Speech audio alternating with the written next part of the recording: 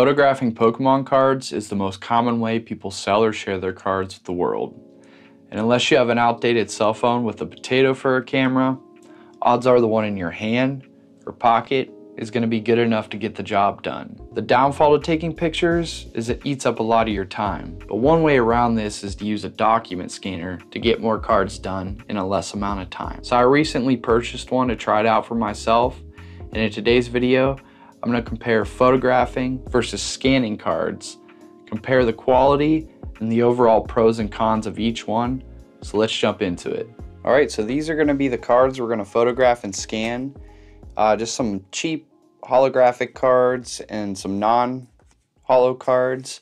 And I actually scanned these already, but I want to use the same cards because later in the video when we get to the scanning part, you're going to see why.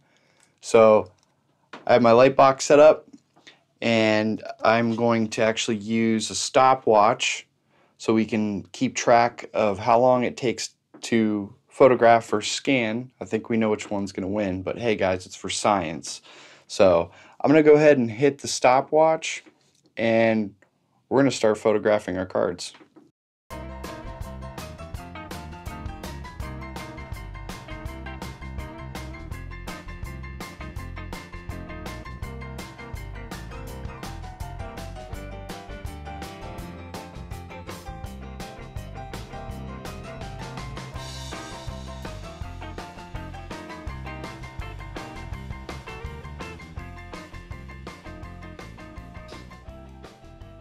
All right, took us about 3 minutes and 30 seconds to do 7 cards.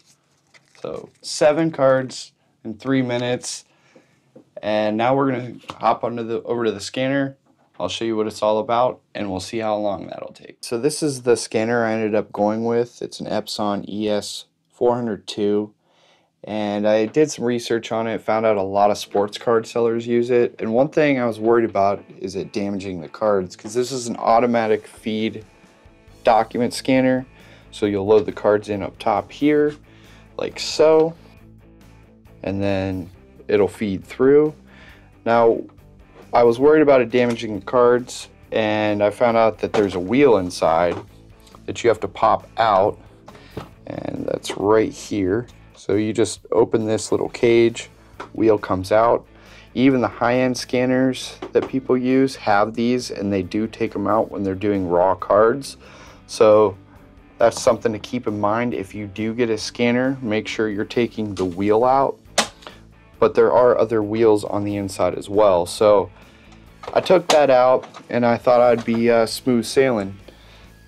But it turns out that's not the case. So let's go ahead and scan these and I'll show you guys what happened.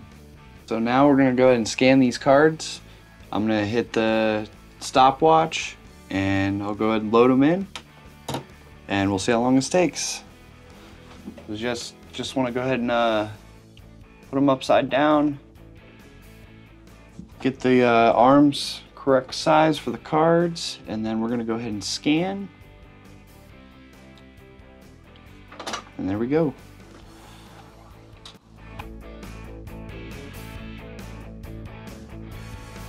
So there we go. There's one issue right there. I just had 3 cards that were fed through at once. So we're gonna have to do that over again. Technically, that only took 43 seconds, but we had an error. So what I found that you have to do is you kind of have to do them like one at a time or only a few cards at a time. I'm gonna reset the timer here.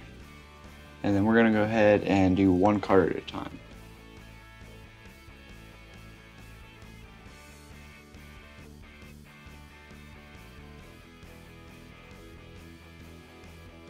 So that was 1 minute and 15 seconds. So we almost cut our time in half for the 7 cards. But I also should mention I have the DPI, which is the resolution rate, turned way up, and the lower you go, the quicker the scanner goes. Didn't have to bust out a light box, all that, snap front and back. You know, it did the front and back at the same time, which is really convenient. Here's the issue. I thought that, you know, taking the wheel out was going to prevent damage to the card, but there actually is small hairline scratch on the holographic, and even with the non-holos as well. So we're going to take a closer look at these and you guys will see what I'm talking about. So I tried to think of a way around the holographics getting scratched, and looking online, people suggested just putting them in penny sleeves, and so I did that. But wait, there's more issues. So let's go ahead and run them through and we'll look at the scans of those as well. If we want to science properly, we got to have our lab coats on, mandatory for Professor Birch's observations. Also, we have our handy dandy digital microscope here, and we're going to take a look underneath the microscope and see what this scanner actually did to these cards. So let's take a look.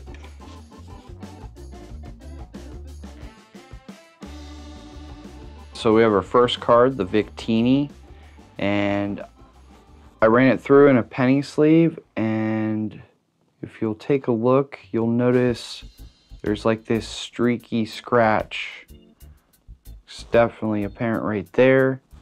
That streaky scratch going all the way down, and that's from feeding through in the scanner. You can see it on the sleeve. When we take it out of the sleeve, you can see these scratches here. Those weren't there before, and that is from the scanner running through. So there's one card that was completely ruined. Now we got the Grookey, and you'll see also the same thing. We've got, I get the light right there. There you go. You see right there on Sawbo, he's like, what the heck, man? There's scratches all over my face. Yep. So there's a whole streaking scratch going all the way down there. Okay. And the back doesn't have any apparent scratching to it. Not that I can tell. It looks to be okay. But that's another holographic that was messed up. And then we have this Pyroar here. Now the Pyroar definitely had the same thing happen. This card was kind of already light play as it was, but you'll see there's some scratches, like a vertical scratch going down. Now in the scan on this Pyroar, it didn't pick up. See right where that item is? There's an indentation right underneath the M on item, and the scanner didn't pick that up. So that's another downfall of the scanner, is it sometimes won't pick up indentations. And then moving on to the Score Bunny, just like I said, these were fresh penny sleeves, and like you can see the glare and the light, you know, there's a vertical line going down. You can see it here on the microscope. And then ran the card through raw. This is actually ran through a few different times, but it's a shame.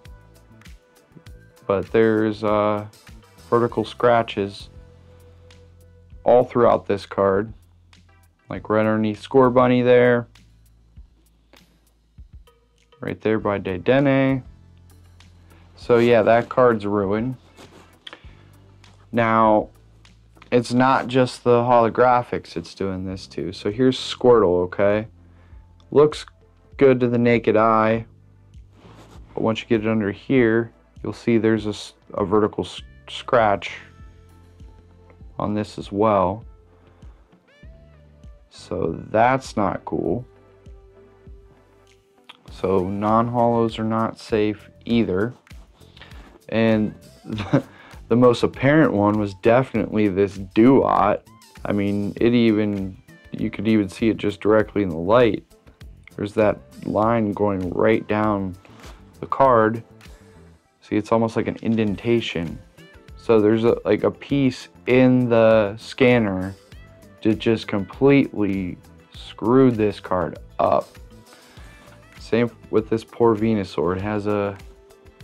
It also has a streaking line going across it as well. So there you see it. That is what you risk when you buy a low-end scanner and run Pokemon cards through it. So let's do a side-by-side comparison. The left is our photograph, and we can see the scratch that was left by the scanner. In the scan picture, the scratches are not apparent, but to be fair, I could have dialed in the settings a little bit better. As you'll notice, the contrast is off compared to the photo. Like the yellow inside the Pokemon logo almost looks orange compared to the picture, and you'll notice the rosette pattern is more present in the scan of the card compared to the picture. Pictures have their faults as well, because if you don't get the lighting just right, a lot of the flaws can be hidden or not visible at all when photographed. Like this Pyroar that I showed earlier in the video has a dent on the front of the card. I had to snap a photo at the right angle in order for it to be visible. Another issue I had with scanning is when I tried to use penny sleeves to avoid scratching, it ended up scratching the sleeves, and those were present in the scans themselves. I also found out after researching and talking to others that dust particles can get on the scanner's wheels and imaging mirror, and this can leave scan lines on the card. This is the Duot from earlier in the video. In the photograph, you can clearly see the indentation on the front of the card. I thought that maybe the scratches and scan lines were happening after the card passed through the imaging mirror of the scanner, but if we zoom in, we can faintly see the line on Duot's tail. Without someone zooming into the scan, most people would have no idea that this line was there by just glancing at the card. After experiencing all these issues, I decided that this scanner is going to be a no for me, and it's time to pack this headache back up and return it.